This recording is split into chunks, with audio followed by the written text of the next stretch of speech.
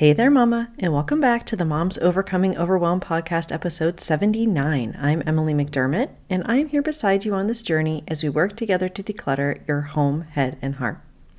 Well, I can't believe that we are coming up at the end of the year, and I would love to give you some clutter-free gifts that can help you on your simplifying and decluttering journey.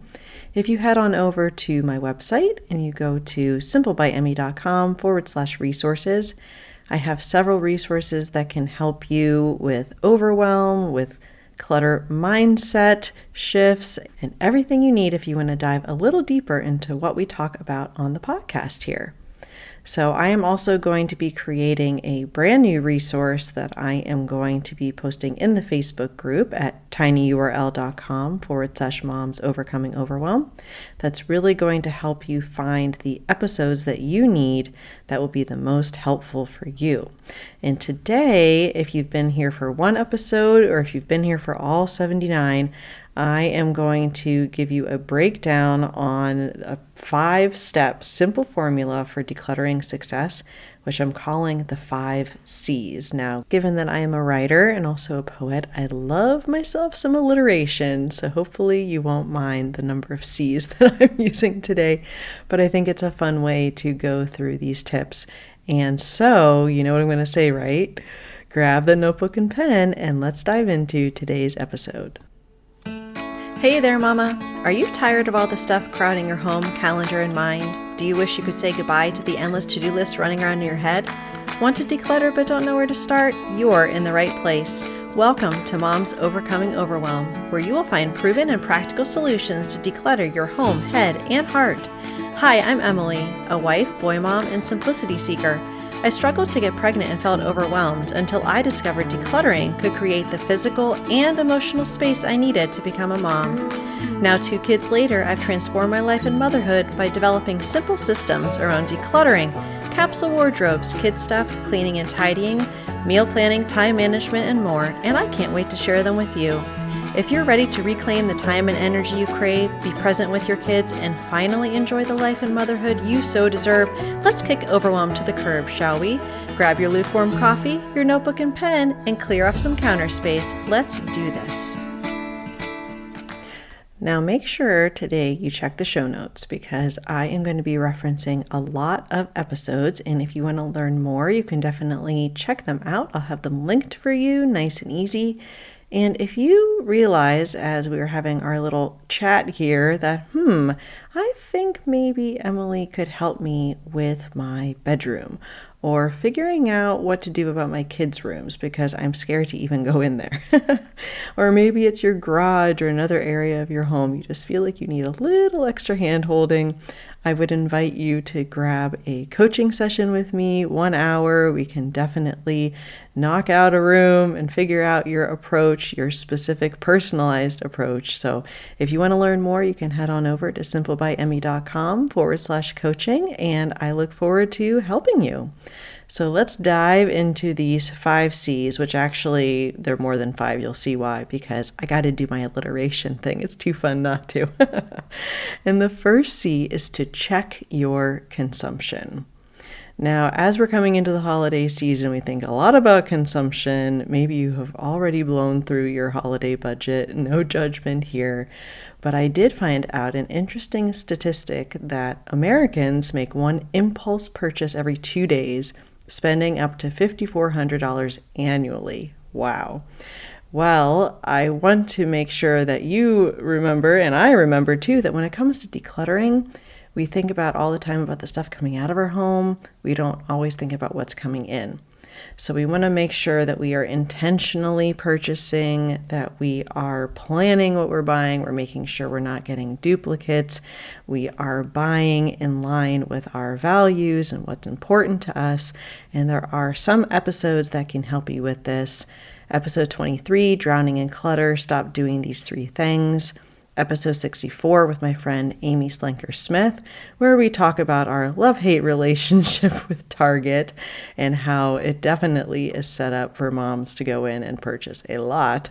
And also episode 68 with Mary Simpson. And she talks about how she was formerly a shopaholic and workaholic and how she was able to stop the shopping habit. So I would invite you to check out those episodes.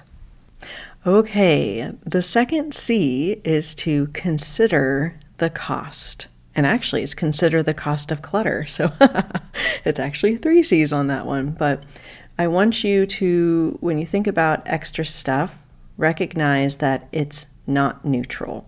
It has a negative cost, both, of course, financial because of what you paid for it and the fact that you're probably not using it, but also what we talk about all the time on the show, your most precious resources of your time, your energy, your focus, and your attention, your peace, all of these things that you want to reclaim that clutter is stealing from you. And if you check out episode 8, we get into the science behind clutter. And also episode 65 about Swedish death cleaning is all about the cost as far as the cost to our families, because it doesn't just impact us, it impacts our families.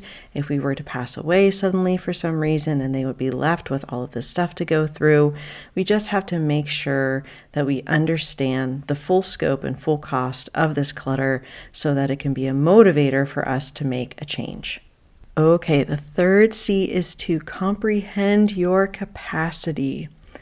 Now, if you have been here for more than one episode, you have heard me talk about capacity. Why? Well, when we think about how much we own or how much we do, a lot of times we base that upon the square footage of our home, or maybe, I have this walk-in closet that can fit all of these clothes, so I can go ahead and fill it.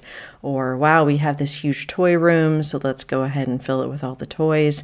But we don't think about what we can realistically manage and also what our family members, especially our kids, can realistically manage.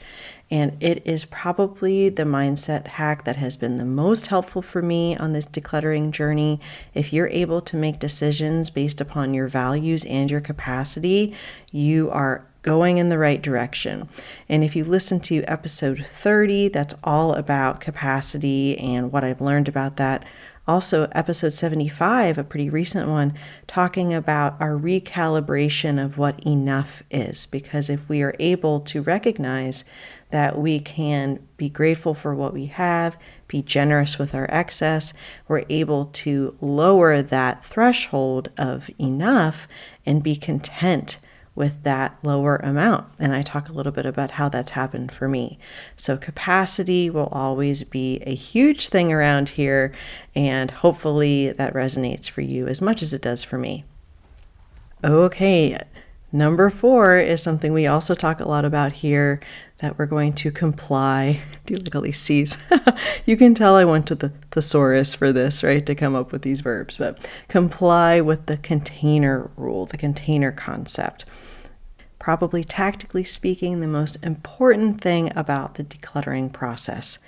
And it is simple, not necessarily easy, but certainly simple to understand that you're going to come up with an artificial boundary around a certain category of something, and then you are going to fill that boundary with what you love, what you use the most, and when you run out of space for it to comfortably fit, then you have to start making decisions, or you can definitely use that out of sight, out of mind box and kind of put things away if you need to. But the point being that we are setting artificial boundaries, not only for us, but also modeling that for our kids. We don't have an unlimited number of bins and boxes and square footage and space to put all this stuff all over our home. We're supposed to be living in our home. We're supposed to be relaxing in our home. And so the artificial boundaries are really important. So episode 6 is a foundational episode for sure. The easiest way to declutter any space in your home using that container concept. And last but not least, the number 5 C is that choices equals complexity. Now, we talk about this in episode 19, exhausted and burnt out with no energy to declutter as a busy mom. You probably aren't asking yourself this simple question. And I talk there about the relationship between how much stuff we have and the choices that we have between those things, and how that ultimately leads to decision fatigue. which is what we want to be able to simplify. So we can look at this from getting dressed in the morning. The more clothes you have, the more choices you have, and then it's harder to make a decision about what to wear.